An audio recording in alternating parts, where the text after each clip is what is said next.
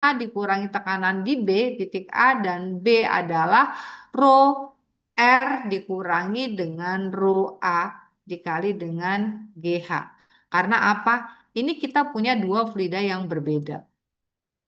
Sehingga fluida di satu dengan fluida yang lainnya, nilai densitasnya juga berbeda. Gitu. Oke, ada yang ditanyakan? Untuk yang fluida berbeda. Kalau fluida yang sama tadi kan nggak nggak terlalu sulit ya karena kan dia sama ya. Dia sama cuma berbeda dari ketinggiannya saja. Tapi kalau fluidanya berbeda, dia punya beda ketinggian dan juga punya beda densitasnya. Ada yang ditanyakan sampai sini? Masih bisa diterima? Masih, Bu.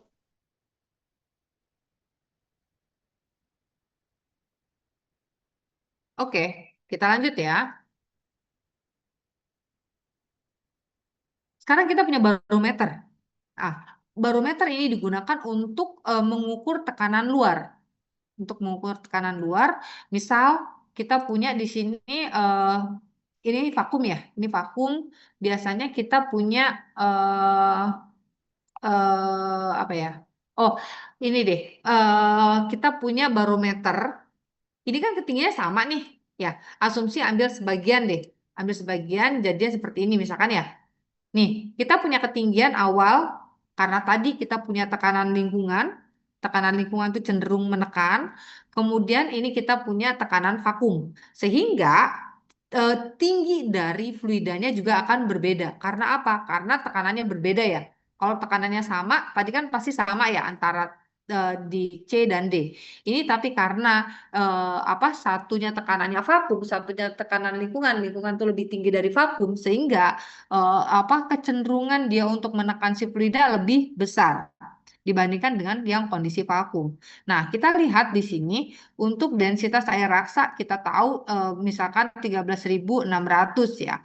Kemudian densitas awalnya adalah 13.600 dikali ketinggian dikali dengan eh, 0,76-nya misalkan ya. Kemudian untuk P0-nya, P lingkungannya ini adalah hasil perkalian dari sini kita akan dapat berapa atmosfernya. Makanya kenapa untuk barometer di air raksa kita kita biasa sebut bahwa 1 atm adalah 76 cm Hg. Ini untuk tekanan. Jadi per meter kubik itu untuk air raksa itu segini ketinggiannya.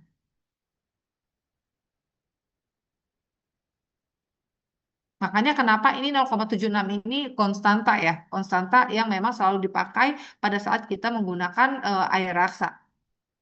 Pro G kali H. Ketinggiannya itu eh, si air raksa itu per tekanannya itu segini, 0,76 cm.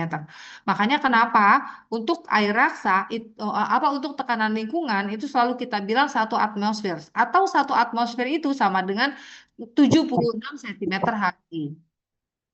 Itu untuk perhitungan dari air raksa pada saat kita gunakan kalau kalau termometer itu kan ya, termometer tuh biasanya ada tuh air raksa. Nah, itu ketinggiannya biasanya tetapannya 0,76 untuk mendapat tekanan lingkungannya. Nah, ini untuk barometer. Barometer biasanya perhitungannya seperti itu. Ini adalah pada saat PA-nya sama dengan PB, maka P0-nya adalah eh, densitas air raksa dikali gravitasi dan ketinggian. Kemudian pada saat dia punya vakum, maka eh, apa eh, apa ini eh, tekanannya tekanannya itu adalah rho GH gitu.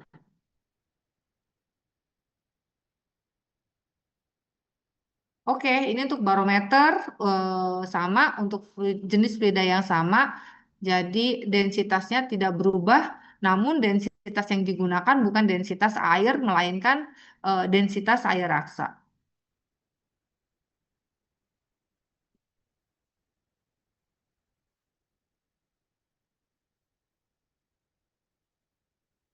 Oke, selanjutnya kita masuk ke fluida dinamis. Fluida dinamis di sini fluida incompressible dan fluida compressible. Kemudian ada fluida Newtonian dan non-Newtonian. Kemudian ada profil aliran dalam pipa. Nanti kita lihat ya, profil aliran dalam pipa itu untuk menentukan jenis alirannya apakah aliran laminer, turbulen, ataupun transisi. Nah, ini untuk fluida dinamis, fluida mengalir dari tekanan tinggi ke tekanan rendah. Khusus fluida cair bisa mengalir dari ketinggian ke daerah yang lebih rendah. Ya, biasanya kalau fluida mengalir, dia akan mengalir dari tekanan tinggi ke tekanan rendah, atau dari posisi dengan ketinggian yang lebih tinggi ke posisi dengan ketinggian yang lebih rendah. Dia secara dinamis akan mengalir untuk fluida. Nah, untuk fluida kompresibel dan incompressible, kalau fluida kompresibel itu ukuran berubah volume relatif terhadap suatu fluida sebagai respon terhadap perubahan tekanan.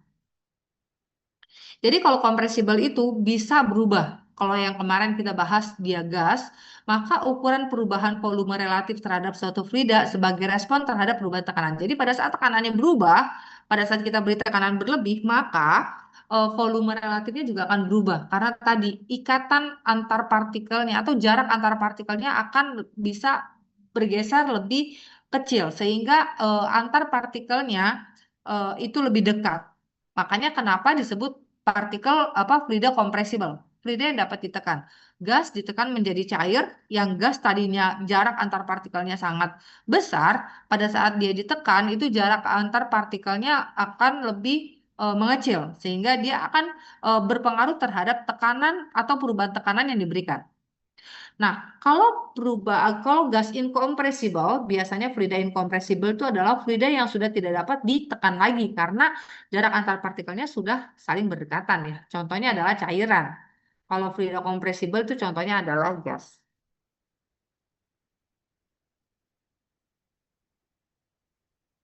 Nah, kenapa air disebut fluida incompressible?